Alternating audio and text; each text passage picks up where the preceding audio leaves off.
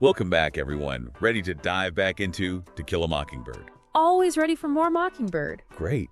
So last time, we were right in the thick of the Tom Robinson trial. Tensions were high. Definitely. And this chapter, chapter 18, well, it focuses on Mayella Ewell taking the stand. And let me tell you, it's amazing how Harper Lee can reveal so much in just one character's testimony. It really is. It's like you'd think a single perspective would be limiting, but Lee uses it to build so much suspense. You're just on the edge of your seat the whole time. Right. You're waiting to see what'll happen next. So we start with Mayella taking the stand. What are your initial impressions, just from Lee's descriptions? Well, the first thing you notice is the contrast with her father, Bob Ewell. Oh yeah, Bob Ewell, yeah. Remember how he was described? Filthy, unkempt. But Mayella, she's clean, almost like she's trying to be different, to separate herself from all that squalor. Interesting. Lee even compares her to the geraniums she tries to grow. Oh, right.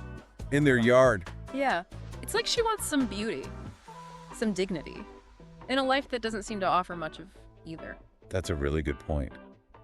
But then, as soon as she's sworn in, things get complicated. Oh, absolutely. She hesitates, she bursts into tears, she even accuses Atticus of trying to trick her. You get this confusing mix of emotions. You start to wonder, can we trust anything she says? Right. It's such a roller coaster.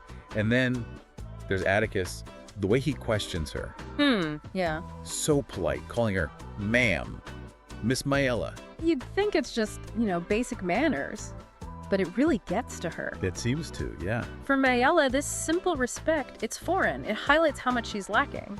And Atticus, he uses that subtly to expose the power dynamics at play. That's fascinating. It's not just about being polite, it's about showing Mayella's vulnerability, how she's not used to this kind of treatment, and, that could influence how the jury sees her. Wow, I hadn't thought of it that way.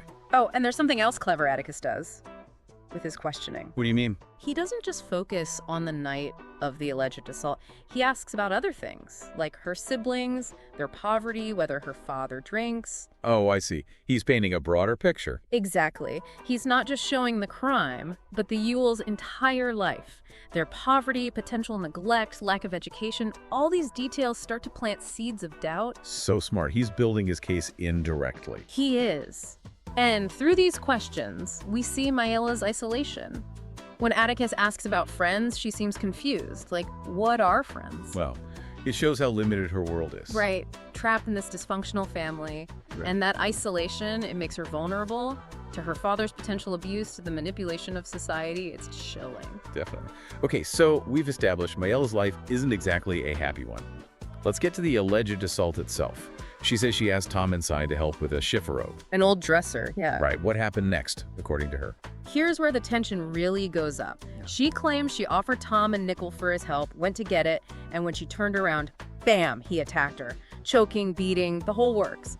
But even as she's saying all this, there are problems with her story. Oh, definitely. For instance, she claims she fought back, screaming and kicking, but no one heard anything. Not her siblings playing nearby, not any neighbors. It just doesn't add up. Good point. And then we get to that huge moment in the trial, when Tom Robinson stands up so Mayella can identify him. And that's when everyone sees it. His left arm, completely crippled, messed up from a cotton gin accident years ago. It's like the air gets sucked out of the room. It changes everything. Suddenly, Mayella's story about him choking her, beating her with his left hand, impossible. It's stunning. Even Jem and Reverend Sykes, who were sitting with Scout and Dill, they're shocked. It's a turning point, not just for the trial, but for us, for how we understand everything. It makes you question everything you thought you knew.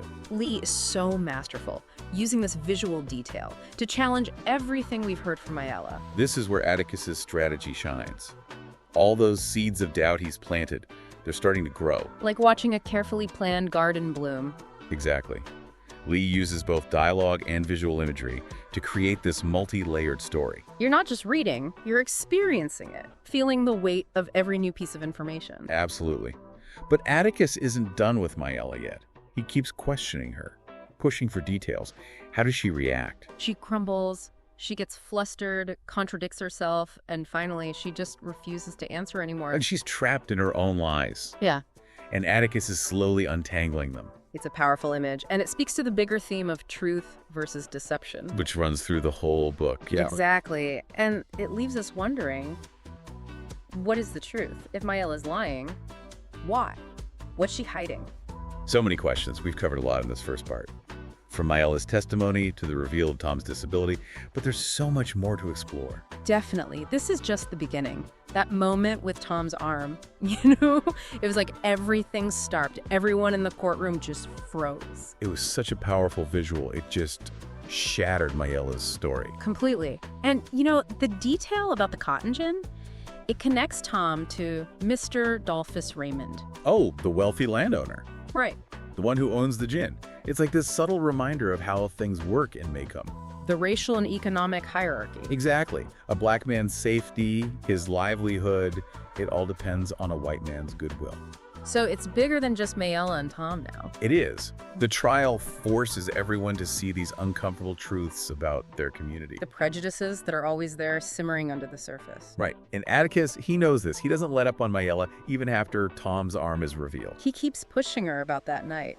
Do you think that's too harsh?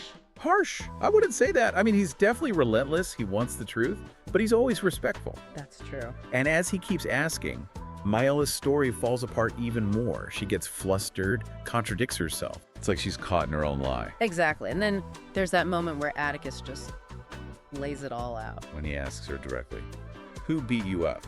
Tom Robinson or your father? So bold, especially for that time, to challenge a white woman like that. But Atticus is more concerned with justice than playing it safe. He is. And Mayella, she just explodes, calls everyone cowards for not believing her. Such a raw, powerful reaction. It's like she's desperate, trying to regain control, to shift the blame. But think about it. If she was really the victim, wouldn't she want Atticus to go after her father? That's a good point. Unless she's too scared. Exactly. Her outburst shows us how trapped she is.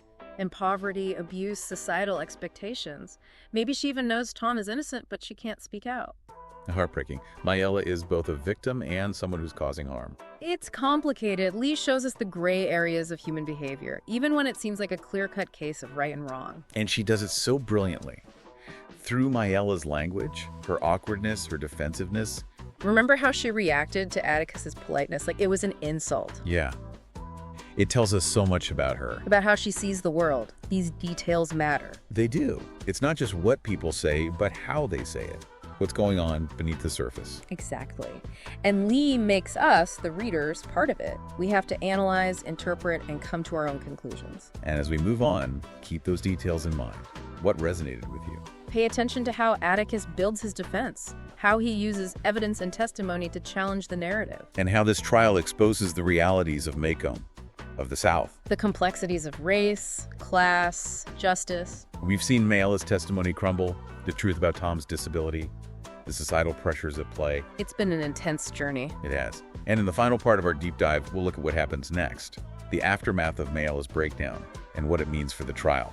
So Mayella's completely fallen apart on the stand. What happens next? Well, now it's Atticus's turn. Time for the defense. Right, the state has rested their case. But like we've been saying, Mayella's story is full of holes. Definitely. And you know what Atticus does? He calls only one witness. One? That seems risky. This is a serious charge against Tom. It is a bold move.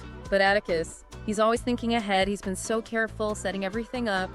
And now it's like he's ready to play his final card.